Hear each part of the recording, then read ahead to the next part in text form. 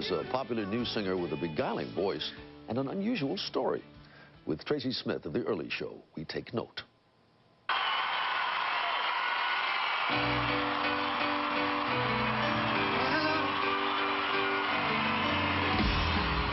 For British import James Blunt, this is the easy part.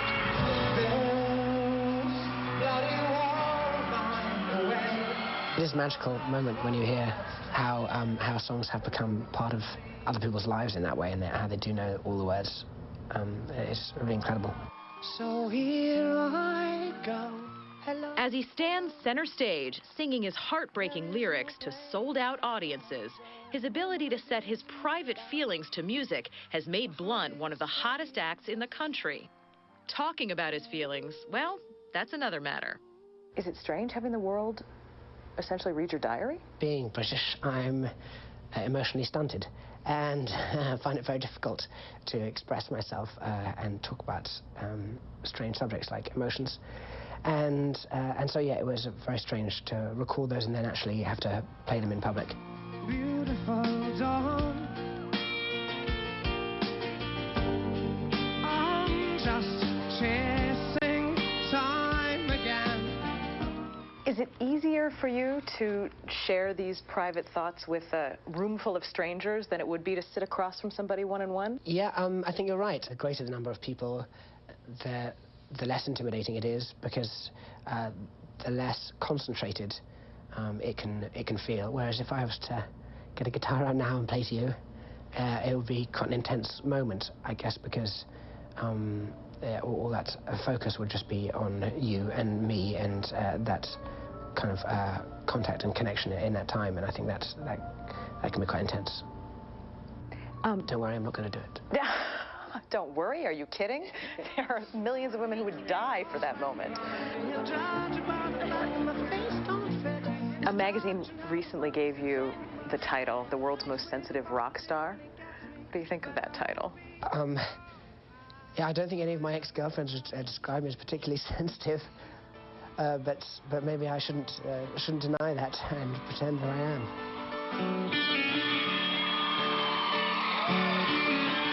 James has such a gifted way of telling a story because it's not too complicated. It's very real. It's very honest. His voice, I want to cry every time I hear his voice. Superstar music producer Linda Perry signed Blunt to her label, Custard Records. And I love the way he crafted the songs, the arrangements, and they're just beautiful. And also with him, I just instantly knew this guy's going to be around a really long time. This is a classic artist. His debut album, Back to Bedlam, has sold over 2 million copies in the U.S. since its October release, and over 9 million copies worldwide. And it's Blunt's slow burn ballad, You're Beautiful, that recently became the first single in nearly a decade by a British artist to reach the top of the U.S. charts. You're beautiful. You're beautiful. He wrote it after seeing an ex-girlfriend on a London subway with her new boyfriend. I saw your face in a cloudy place. But it feels like he's singing it to you. And I don't know what to do, 'cause I'll never be with you. I guess you could say that as little as a couple of months ago, few people here in the U.S. knew who you were. Are you surprised by what seems like this sudden success here?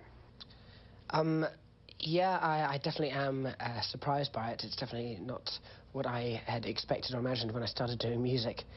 At the same time, it doesn't really feel like it's very sudden for me. I've been doing music all my life, really, and trying to get into the music industry for many years. So it's been a long journey for me. What's a typical day for you? The boarding school-educated Blunt was born into a military family in Tidworth, England, and began playing guitar as a teen after studying and then rejecting both violin and piano.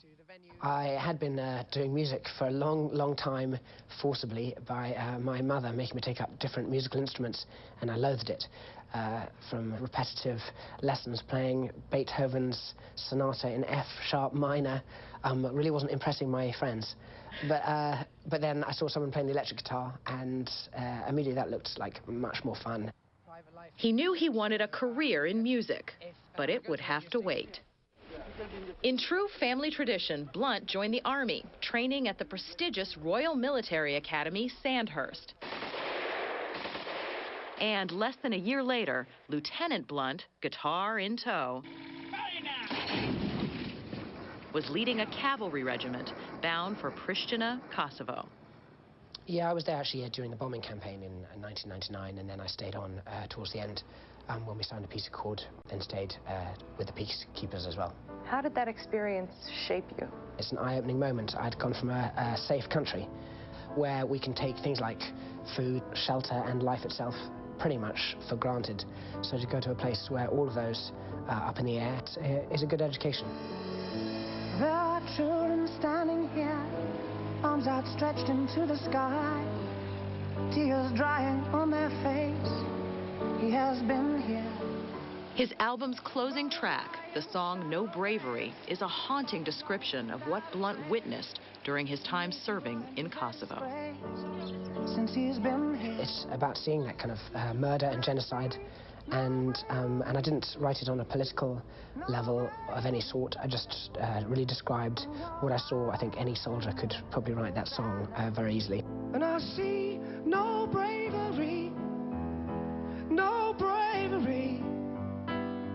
But there are other memories. I just can't imagine some of the ballads that are on your album. I can't imagine you singing to a group of Army guys. Well, I think as any musician and performer, you pick your audience. A bunch of soldiers, I probably wouldn't sing Goodbye My Lover or You're Beautiful, because I'd probably get beaten up if I did so. Blunt got to choose his next assignment and completed his military career dressed in full ceremonial regalia as a guard to the Queen. Why'd you ask for that position? Well, it's a bit like going to Top Gun, you know. They say, where do you want to go to now? And I said, I want to be the Queen's bodyguard on a horse and prance around London in fancy uniforms for Japanese tourists. It's just a very old-fashioned, traditional job, which is a huge honor to do. My life is great. My love is pure. Discharged in 2002, just 4 short years ago, Blunt began his career in earnest. And the rest, as they say, is hysteria.